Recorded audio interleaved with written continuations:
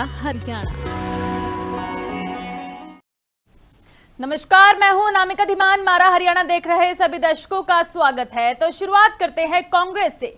हरियाणा कांग्रेस के प्रभारी action mode में नजर आ रहे हैं। प्रभारी संजय दत्त सभी कार्यकर्ताओं से मुलाकात करेंगे, बातचीत करेंगे। 8 से 12 जुलाई तक चंडीगढ़ में रहेंगे संजय दत्त और सभी से बातचीत की जाएगी। सांसदों और विधायकों से अलग अलग मुलाकात की जाएगी। जिला अध्यक्षों और पदाधिकारियों से भी चर्चा होगी। रणनीति पर मंथन होगा, बातचीत होगी। कार्यकर्ताओं और पूर्व प्रत्याशियों से भी फीडबैक लिया जाएगा कि कांग्रेस की स्थिति कैसी है, नेताओं का कार्य कैसा है। हर नेता से बंद कमरे में 1 to 1 बातचीत की जाएगी। बंद कमरे में यह बातचीत होगी, हर किसी से फीडबैक लिया जाएगा। बड़े नेताओं से बातचीत होगी, संगठन की जमीनी हकीकत को परखा जाएगा। तो संजय दत्त एक्शन मोड में नजर आ रहे हैं। अपने आप को, कांग्रेस को मजबूत करने के लिए यह दौरा उनका चंडीगढ़ में काफी अहम माना जा रहा है। प्रदेश कांग्रेस की मौजूदा स्थिति पर समीक्षा की जाएगी। गुटबाजी और संगठन की मजबूती पर मंथन होगा। फीडबैक के आधार पर एक नया एक्शन प्लान तैयार किया जाएगा कांग्रेस की ओर से। और जानकारी के लिए सहज हमारे साथ लाइव जुड़ चुके हैं। सहज, कैसा रहेगा यह दौरा संजय दत्त का? बताया जा रहा है कि बंद कमरे में मीटिंगें होंगी। तो बिल्कुल अगर बात करें तो आज जो कांग्रेस प्रभारी का जो दौरा है, हरियाणा कांग्रेस प्रभारी का, तो उसमें काफी जो है अहम बातें रहने वाली हैं, क्योंकि अहम मीटिंग जो है इस दौरे में होगी। क्योंकि जो नेता हैं कांग्रेस हरियाणा के, तो उनसे 1 to 1 जो मीटिंग होगी, जो हरियाणा कांग्रेस का जो संगठन है उसको और मजबूत कैसे किया जाए, उसको लेकर के जो खास तौर पर चर्चा जो इस मीटिंग में हो सकती है। और जो जो नेताओं को लेकर के पीछे एक्शन हुआ है, क्योंकि जो राज्यसभा सांसद की जो चुनाव थे उसमें 5 जो विधायकों ने जिस तरह बगावत की थी, तो उसको लेकर भी जो है पार्टी का विचार होगा भी ऐसा क्यों हुआ, क्यों ऐसा पार्टी के जो विधायक है या पार्टी के जो नेता हैं वो कांग्रेस से क्यों ऐसा धोखा कर रहे हैं। तो इस चीज को लेकर भी खास तौर पे विचार होने वाला, क्योंकि नए प्रभारी लगाए गए हैं, तो संगठन को मजबूत करने के लिए नई रणनीति जो बन सकती है। आज की बात की जाए तो आज क्या कुछ अहम सहज इस दौरान रहने वाला है? आज क्या कुछ खास रहेगा? किस बड़े नेता से सबसे पहले मुलाकात होगी?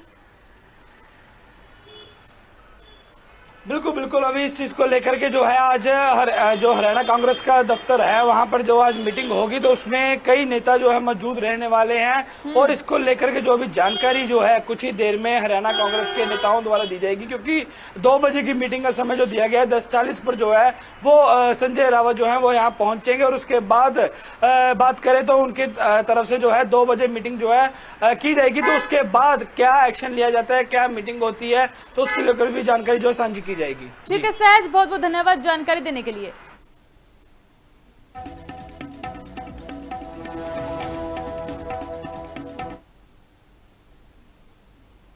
अब बात करेंगे मॉनसून की। हरियाणा में मॉनसून एक्टिव हो चुका है। गुरुग्राम, फरीदाबाद, पानीपत में बारिश का अलर्ट है।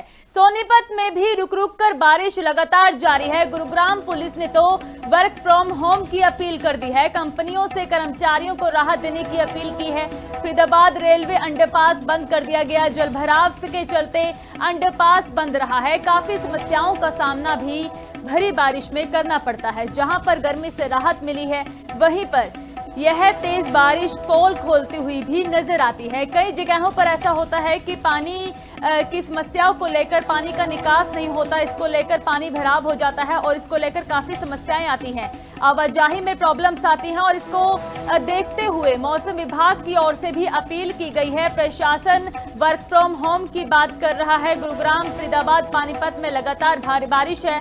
कंपनियों से कर्मचारियों को राहत देने की अपील यहां पर की जा रही है।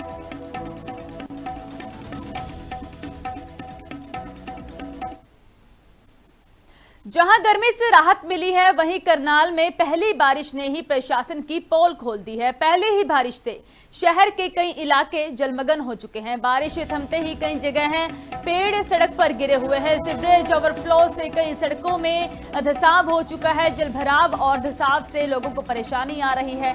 ऐसे में बड़े हादसे भी होते हैं। प्रशासन के पहले ही बारिश के दावे पर जो कि यहां पर फेल होते हुए नजर आए हैं। प्रशासन की ओर से जहां यह दावे किए जाते हैं कि बारिश को देखते हुए हर तरह के प्रबंध है, किसी तरह की कोई समस्या नहीं आएगी, वहीं पर यह तस्वीरें सवाल खड़े करती है, दावों के पोल खोलते हुई नजर आती है। नालों और सीवरेज की सफाई पर सवाल उठे हैं। प्रशासन पर लगातार स्थानीय लोग जो कि सवाल खड़े कर रहे हैं।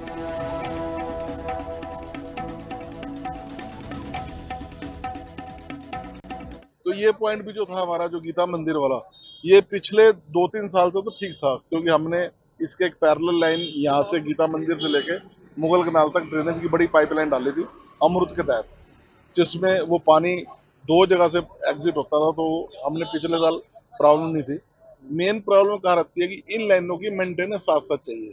अब ड्रेनेज और जो मेन होल है, इसमें बरसातों का मिट्टी जम जाती है और वो पूरा टाइट, जैसे एक पत्थर बन जाता है ना, पाइप वैसे बन जाती है। तो बरसातों से पहले मेन होल और पाइप पे सारी जेटिंग से साफ होने जरूरी है।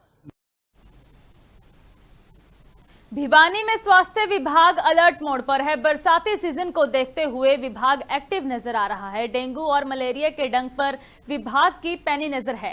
अर्बन में 22 और रूरल एरिया में 142 टीमें गठित की गई हैं। घर घर जाकर टीम लार्वा की जांच करेंगी, बातचीत करेंगी, किसी तरह की कोई समस्या तो नहीं है। सिविल सर्जन डॉक्टर रघुवीर सिंह शांडिल्य ने इसकी जानकारी दी है और कहा कि टीमों का गठन किया गया है। घर घर जाकर टीमें जांच करेंगी, लार्वा की जांच की जाएगी, क्योंकि पानी इकट्ठा होता है और ऐसे में काफी बीमारियां भी खड़ी होती हैं।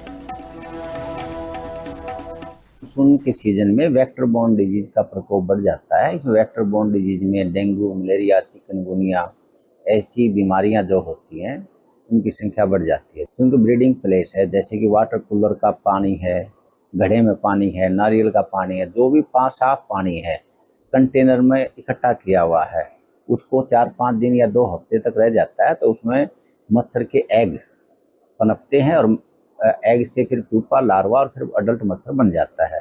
तो हमें अगर इसको साइकिल को तोड़ना है, तो इसके जो ब्रीडिंग प्लेस हैं, ऐसे कंटेनर है, उसको पानी को ख़त्म करके उसकी जो तलेटी है उसको अच्छी तरह से रगड़ कर साफ कर रखना चाहिए। इसको बोलते हैं ड्राई डे। तो हमारे जितने भी आसपास के एरिया है, हर 5 या 10 मिनट में अपने घर में ड्राई डे अपनाना चाहिए। बात करेंगे हिमाचल की। हिमाचल में भी मॉनसून पूरी तरह से एक्टिव है। प्रदेश में 10 जुलाई तक बारिश की चेतावनी दी गई है। भूस्खलन, फ्लैश फ्लड से जनजीवन प्रभावित हो चुका है। प्रदेश के कई हिस्सों में लगातार भारी बारिश है और ऐसे में लैंडस्लाइड भी होती हैं, काफी समस्याएं आती हैं, हादसे होते हैं। तो मौसम विभाग ने अलर्ट जारी किया है, एडवाइजरी दी है। मौसम विभाग ने कई जिलों में अलर्ट जारी किया। आज भी कई जगह बारिश की संभावना जताई गई है। 9 और 10 जुलाई को भारी बारिश का अनुमान है। भूस्खलन और फ्लैश फ्लड का खतरा बढ़ता हुआ नजर आ रहा है। फ्लैश फ्लड हो सकता है, लैंडस्लाइड हो सकती है और ऐसे में जलभराव और सड़कें बाधित होने की आशंका है, क्योंकि अक्सर हम देखते हैं कि मानसून के सीजन में हिमाचल में पहाड़ी क्षेत्रों में ज्यादातर लैंडस्लाइड होती है, हादसे होते हैं और भारी जलभराव के कारण, भारी बारिश के कारण काफी समस्याएं आती हैं। तो मौसम विभाग की ओर से, प्रशासन की ओर से भी अलर्ट जारी किया जाता है और ऐसे में सलाह दी जाती है कि यदि कोई जरूरी काम है तो भी घर से बाहर निकले, क्योंकि ऐसे में बहुत हादसे भी होते हैं। प्रदेश के कई हिस्सों में लगातार बारिश जारी है और ऐसे में जो कि पर्यटक हैं वह भी हिमाचल की ओर जाते हैं, पहाड़ी क्षेत्रों की ओर जाते हैं, उनको भी ज्यादा घर से बाहर ना निकलने की सलाह दी जाती है। पहाड़ी क्षेत्रों का रुख ना करने की सलाह दी जाती है ऐसे मौसम में, क्योंकि काफी हादसे इस दौरान देखने को मिलते हैं। 9 और 10 जुलाई को भारी बारिश का अनुमान है। हिमाचल में मानसून पूरी तरह से सक्रिय हो चुका है, एक्टिव हो चुका है। प्रदेश में 10 जुलाई तक बारिश की चेतावनी दी गई है। लैंडस्लाइड और फ्लैश फ्लड का खतरा बढ़ता हुआ लगातार नजर आ रहा है और मौसम विभाग की ओर से अलर्ट भी जारी किया गया है बारिश को लेकर, और यह सलाह भी दी गई है कि यदि कोई जरूरी काम हो तभी आप अपने घर से बाहर निकले। प्रदेश के कई हिस्सों में लगातार बारिश जारी है और आज भी बारिश का अनुमान है।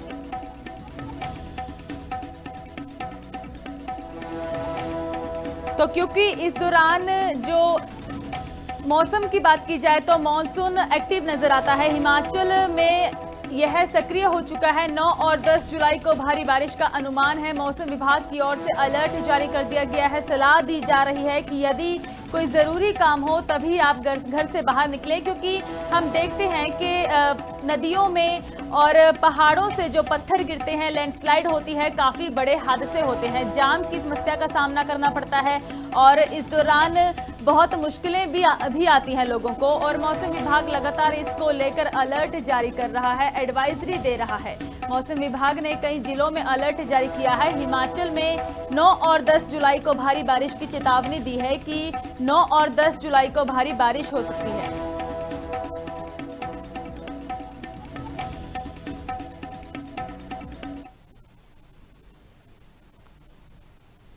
हिमाचल सरकार भी बारिश को लेकर अलर्ट मोड पर है। मंत्री विक्रमादित्य सिंह ने समीक्षा बैठक की है। अधिकारियों को मशीनें तैनात करने के निर्देश दे दिए हैं। पहाड़ी इलाकों पर प्रशासन का खास फोकस है।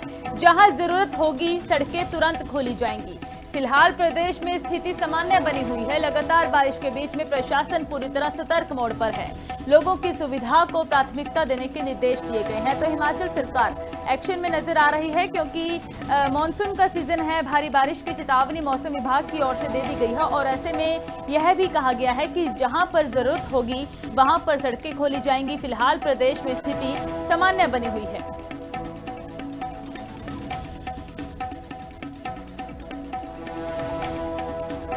ने पूरी डिटेल बैठक जो है वो सभी जो हमारे चीफ इंजीनियर्स है, ईएनसी है और एससीज है और सारे एक्सीएंस है, हर डिवीजन के पूरे प्रदेश में उनके साथ बैठक करी है।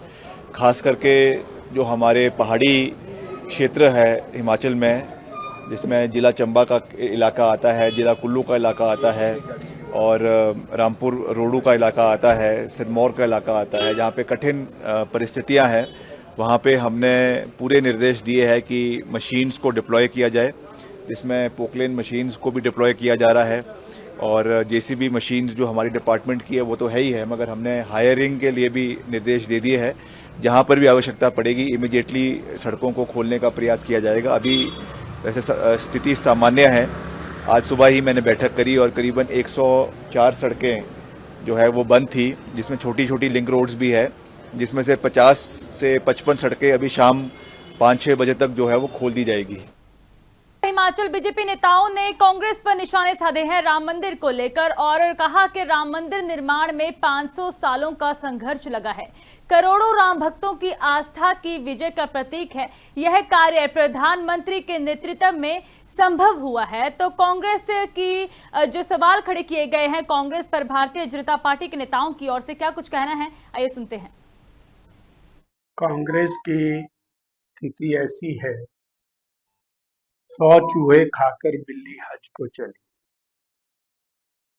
वो कांग्रेस पार्टी जो राम मंदिर निर्माण का निरंतर विरोध करती रही, वो कांग्रेस पार्टी जिसने सुप्रीम कोर्ट में करोड़ों करोड़ों रुपया खर्च करके वकील खड़े किए और अयोध्या में श्री राम लला विराजमान पैदा हुए भी या नहीं हुए, उसके ऊपर वकालत करती रही राम जन्म के विरोध में।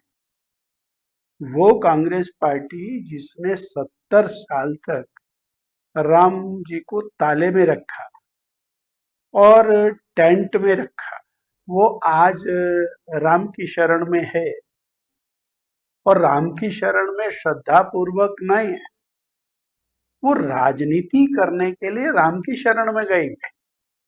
देखिए, अच्छी बात है कि आखिरकार जो मुख्यमंत्री सनातन के प्रति बहुत ऐसी टिप्पणियां करते थे, वो सनातन की तरफ बढ़ रहे हैं। और मैं इतना ही कहना चाह रहा हूँ, मंदिर जाइए आस्था के लिए, श्रद्धा के साथ जाइए, लेकिन मंदिर में राजनीति करने के लिए ना जाएं तो अच्छा रहेगा। भाजपा के लिए जो बोलना है, जो कहना है कहिए, लेकिन भगवान रामचंद्र जी का नाम राजनीतिक दृष्टि से वहां जाकर के उसको राजनीति का अखाड़ा बनाना किसी तरह से उचित नहीं। देर आए दुरुस्त आए। अधिकतर कांग्रेस वाले लोग तो ना राम सेतु को मानते थे, ना भगवान राम के अस्तित्व को मानते थे, ना राम जन्मभूमि में राम मंदिर बनाने के लिए मानते थे। 500 वर्षों का हिंदुओं का ये संघर्ष उस समय पूरा हुआ जब देश में भारतीय जनता पार्टी की सरकार आई और राम सेवकों द्वारा देश भर में आंदोलन करके रामलला की जन्मभूमि में राम मंदिर बनाने का सपना पूरा किया गया। आज जब दिव्य और भव्य राम मंदिर बन गया है तो देश और दुनिया भर के राम भक्तों के लिए, सनातनियों के लिए वो खुल गया है। अच्छा है देवभूमि से मुख्यमंत्री वहां पर गए, नहीं तो आप जुड़े रहे लिविंग इंडिया न्यूज के साथ। मुझे दीजिए इजाजत। धन्यवाद।